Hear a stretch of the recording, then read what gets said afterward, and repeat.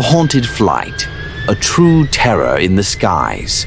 It was a routine flight like any other, or at least it seemed that way when Flight 476 took off from Cairo to New York on a crisp autumn night in 1998. The passengers settled in their seats, oblivious to the nightmare that would unfold in the hours ahead. There were whispers among the crew that this particular flight was cursed, but most brushed it off as nothing more than superstition. After all, how could an airplane, a technological marvel, be haunted? But the rumors had started years ago when a mysterious incident occurred on the same flight path. A stewardess had gone missing mid-flight under baffling circumstances, and though the official report claimed she had accidentally fallen out of the aircraft during turbulence, those who had been on board insisted that there had been no such event. Ever since that day, strange occurrences had been reported on the plane.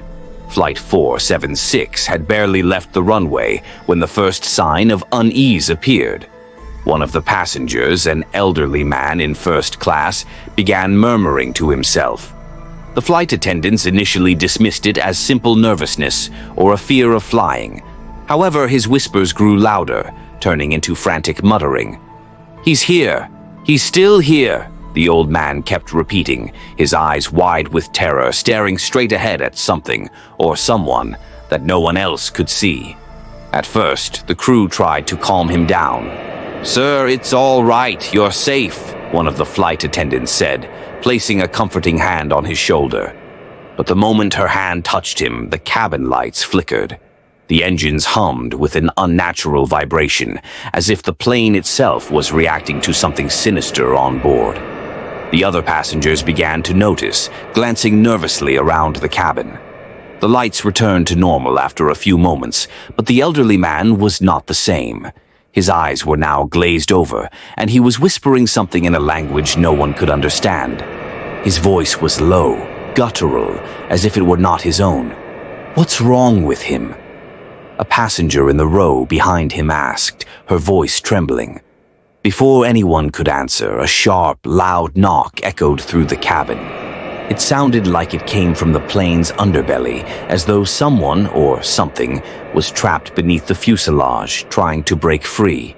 The crew exchanged uneasy glances. They knew this sound. It had been reported by the crew of previous flights, the haunted flights.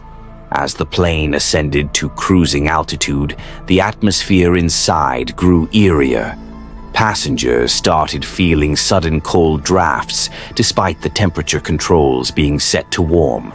Some reported hearing faint whispers coming from the overhead compartments, while others swore they saw dark shadows moving along the aisles. The plane, now thousands of feet above the earth, was beginning to feel more like a ghost ship than a passenger aircraft.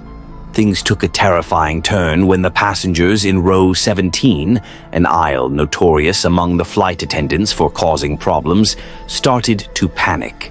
A woman in seat 17A screamed, claiming that she had felt an icy hand clutch her ankle from beneath her seat. She was crying, hysterically kicking at nothing, trying to shake off an invisible grip. The passengers beside her tried to calm her, but then the man next to her gasped, his face draining of color. "Something just touched me too," he shouted. By this point, the cabin was in a state of chaos.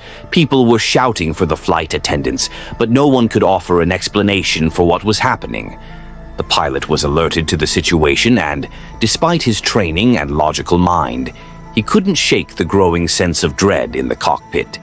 He tried to reassure the passengers over the intercom, but his voice crackled strangely, as though something was interfering with the transmission.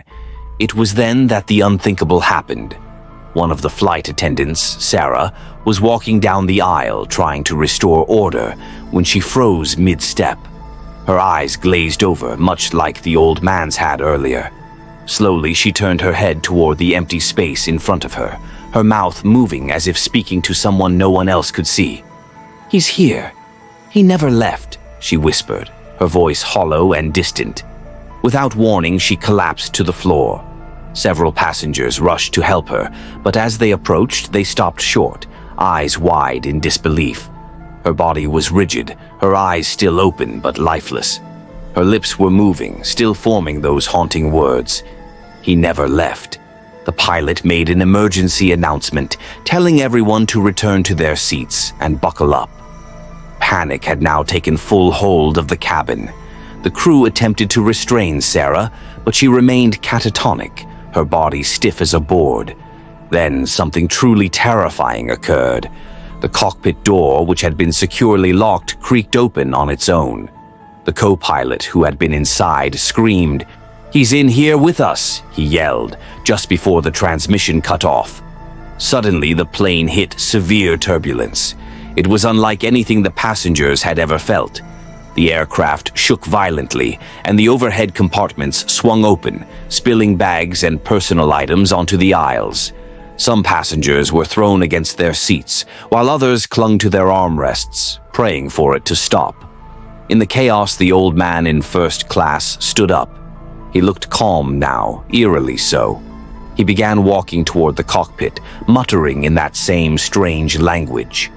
As he passed, the flickering lights dimmed, casting long, unnatural shadows across the cabin. The passengers stared, too terrified to move or speak.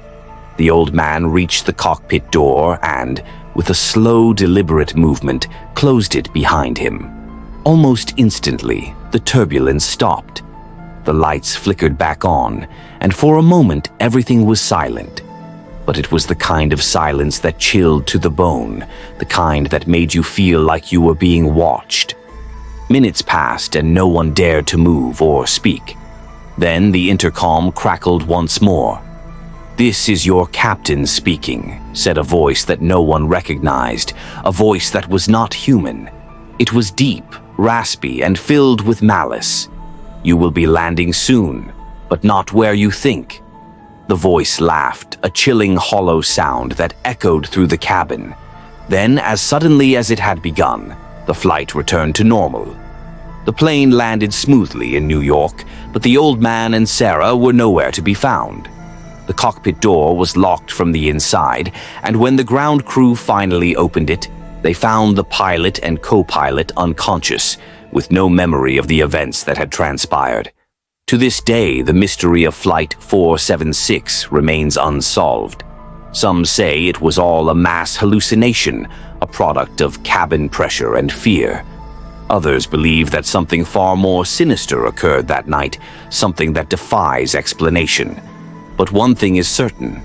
Those who were on that flight will never forget the terror they experienced in the skies, and Flight 476 has since earned a new nickname among pilots and passengers alike: the Haunted Flight.